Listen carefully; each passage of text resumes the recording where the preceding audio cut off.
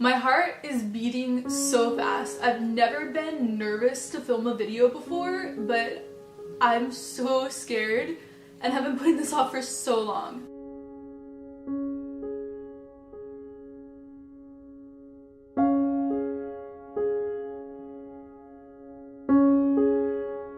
Hey guys, it's Lizzie. So this is really happening, and I want everyone to know that I hated that this was happening. I fought so hard to get out of this intellectually. I did not want to be Catholic. Not only did I think Catholicism was wrong, I just didn't like the vibe of Catholicism. I wanted to be anything but Catholic. This isn't like I was dating a Catholic guy and we were in love, or I loved Mass, it vibed with me spiritually. No, I did not want to convert. I loved being Protestant.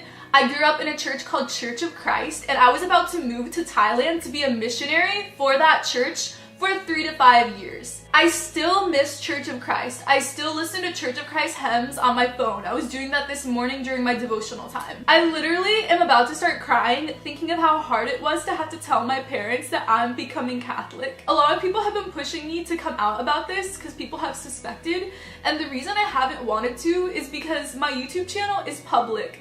Everyone in my personal life knows about it, and I don't want all these people from my college or from my churches growing up who poured into me spiritually to know this, because it comes across as betrayal. I did not want to convert, but I believe that it is true, meaning that it is the early church, the apostolic church, that it goes by the Bible more than any other type of Christianity. I think of truth as a dartboard, and I think all the types of churches are around this bullet point and are Christian and are so close to truth. But I think that the doctrines and dogmas of Catholicism are closest to truth. I think that my personality and me being American just makes it that I fit into Protestantism so much better. But I was willing to be wrong. I was willing to change. I was willing for truth to be something so uncomfortable, for truth to be something that I hated. I just wanted to find truth, whatever it was. So I researched myself into this. Since last February, I've just been obsessively reading and researching so much into what Christianity actually was in the early church. Like I said, I grew up in Church of Christ, which is part of the Stone Campbell Restoration movement. I learned growing up that Church of Christ goes by the Bible and is the early church. Those were the most important things, that we were being like the early church, that we were going by the Bible. But after researching into what the early church was actually like, I was shocked. It just looks Catholic. And I started reading Protestant scholars, atheist, agnostic scholars, no Catholic scholars. I was reading the church father writings, which do come across as really Catholic, but they're not something that Protestants would call Catholic sources. So I read primary documents from the 1st, 2nd, 3rd century. I'm gonna link right here a website and below where you can read the church father writings. Even from the Protestant and agnostic perspectives, the only tenable explanation of the development of Christianity in the early church is that the original church was the Catholic Orthodox Church in dogma. I'm not saying that the 1st century church had priests, had the creed, celebrated Christmas. So many things were developments through the years, but there were a few basic things that were paramount, central to the early church that I only see today in the Catholic, Orthodox, and Oriental Orthodox churches. And this is the reason I'm converting. The early church believed in something called the real presence view of communion, which a lot of people know as transubstantiation, which is the philosophical way that the Catholics have come to explain this. But the Orthodox and all of the Oriental Orthodox churches also believe in the real presence communion. So I'm gonna go into my entire story from when I was in high school to now I'm 23, how I got to this point. But first, I'm just gonna kind of give a rough theological outline of why I'm doing this. These are just some basic quotes from the church fathers talking about real presence communion. It's very obvious that the early church believed in the real presence view of communion. And the most important thing is that Jesus talked about the real presence view of communion. In the Synoptic Gospels, Matthew, Mark, and Luke, during the Last Supper, Jesus literally says, "Take, eat, this is my body, drink, this is my blood. So John is the last gospel to be written in around the year 90. And so there were so many heresies starting up in the early church almost as soon as Christianity began. And so within all of these heresies, John decides to be really explicit to make the real presence doctrine obvious. And so that's where the bread of life discourse comes in John 6. For me, once I started reading about the early church and just saw that so many church fathers believed in the real presence view of communion, after that point, I sat down and I read John 6, and this was the night before Easter of last year. And I remember I had just flown back from Virginia from visiting one of my friends. We'd gone to a Byzantine Catholic Good Friday service the night before, and I remember sitting on my bed in my bedroom and reading John 6. I'd actually read a comment on a video I just uploaded, and one of you guys, my subscribers, told me to read all of the communion Last Supper accounts. And when I read this, I started crying, like sobbing, because I saw the meaning for the first time. And it's crazy because I had just been reading through John, but it's interesting because the church you grow up in completely influences the way you read the Bible. I am the living bread that came down from heaven. If anyone eats of this bread, he will live forever. The bread that I will give for the life of the world is my flesh. At that, the Jews argued among themselves, how can this man give us his flesh to eat? They had the same reaction that I had my whole life, that so many Protestants have towards the real presence communion dogma. Even at the time, they thought it sounded crazy. So it's chill if you also think it sounds crazy. So Jesus said to them, I assure you, unless you eat the flesh of the Son of Man and drink his blood, you do not have life in yourselves. Anyone who eats my flesh and drinks my blood has eternal life, and I will raise him up on the last day. Because my flesh is real food and my blood is real drink. He just keeps going and going, yeah?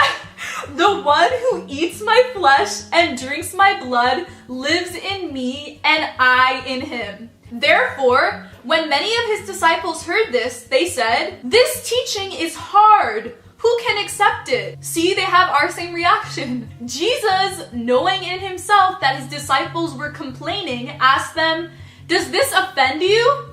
Then what if you were to observe the Son of Man ascending to where he was before? And so he goes on, and then some people literally leave because they can't accept this doctrine of the real presence of the Eucharist. So this was the leading thing pulling me into continuing researching, continuing to read more and more about the early church. I believed in the real presence view of communion. Jesus teaches it. How could I go against that? And the Greek towards the end of Jesus saying 4 or 5 times, eat my flesh, drink my blood, is gnawing, chewing, like really graphic language to mean that he means it literally. The reason I'm choosing the Catholic Church over the Orthodox Church is because of Matthew 16, the papacy. We're gonna read that right now too, and I'm just gonna explain the exegesis of the way the Jews at the time would have understood it. And this has nothing to do with Peter being the rock. Obviously, I think Peter is the rock, but a lot of people debate that and it just becomes a crazy argument. So we don't even need that to prove my point about the papacy. Jesus said, Simon, son of Jonah, you are blessed because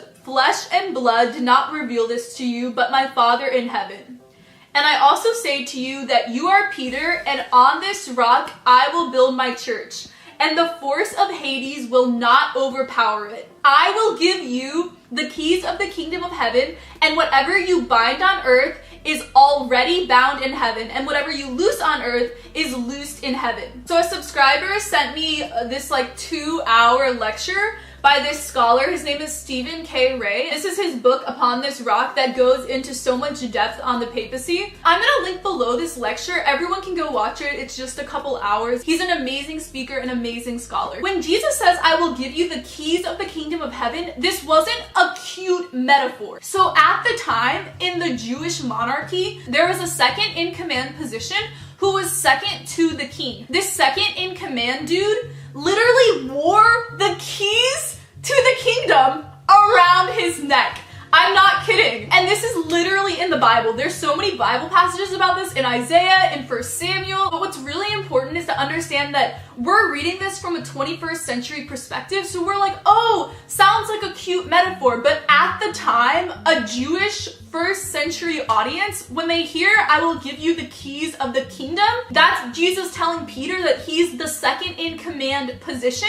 It's political terminology. That's how the Jews at the time would have heard it. There are like 72 other arguments just as strong for why Peter was the Pope. I challenge everyone to read this book. Just read the book. You don't have to become Catholic. Just read the book and try to argue against it. This is why I'm becoming Catholic over Orthodox. A lot of people have been asking. And just the history of the Roman bishop in the early church. So what's crazy is that this second in command position, if the king ever left, this second in command dude was in charge of speaking for the king, like making decisions, saying things. He was in charge. He was the leader if the king was going away. And if the second in command guy with the keys to the kingdom, literally they'd walk around carrying like the giant keys on their shoulders, then that guy was replaced by another guy. So it's the coolest thing ever because Jesus goes away to heaven and the second in command position dude is in charge, and then when he dies, he hands on the keys to the kingdom of heaven to the next guy, etc. The other crazy thing, when I heard this, I was like, wow! So people don't like how Mary is a big deal in Catholicism. And to be honest, it's something that still makes me uncomfortable emotionally, just because my whole life I was taught that Catholics were worshiping Mary. So emotionally, it's something that's so difficult to get over. I accept all Catholic dogma, but it's just really hard. Anyways, so in the Jewish kingdom, guess who the queen was? It was the mom. Sorry, I'm yelling. It was the mom of the king. It wasn't the wife of the king. So Mary is the queen of heaven because she's Jesus' mom. We have to understand what the first century Jewish audience would have heard. So those are just the two basic reasons that I'm converting to become Catholic. Now I'm going to tell the whole story from the time I was 16 or 17 to 23 of how all of my thinking changed. Because this is a process that took years and years and years of gradually opening my mind, reading different books, taking different classes that made me realize that I can't accept the basic tenets of Protestantism.